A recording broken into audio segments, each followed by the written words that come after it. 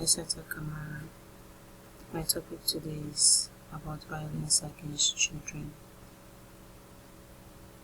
Violence against children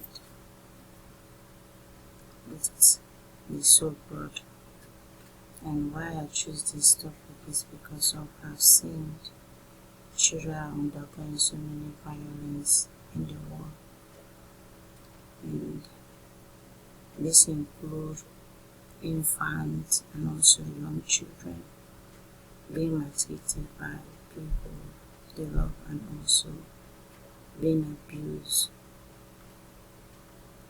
I'm much interested in this topic because of girls, and girls are more involving in missing them because of they don't have strength to fight back, bullying them at school, treating them domestically, and so forth. You can see a picture here.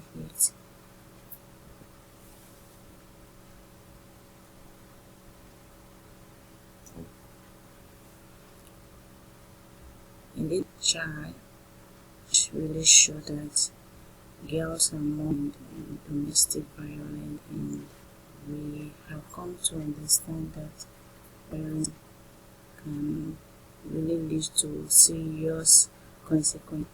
It can lead to physical discharge, and when this it involves relative, it involves authority people, and also the law and emphasize about domestic violence. And we all know that children have the right to being born and even given the things that they need, and so that they can be able to achieve the goals.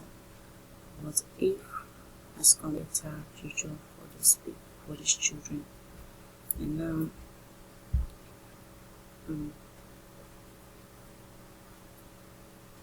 I'm going to talk about these children physical sexual violence by the most all these things in line with it. And as we have seen, things are really going on in Sierra Leone, especially in Africa. We have seen that beating a child is common. Like we can just treat a child anytime we feel like.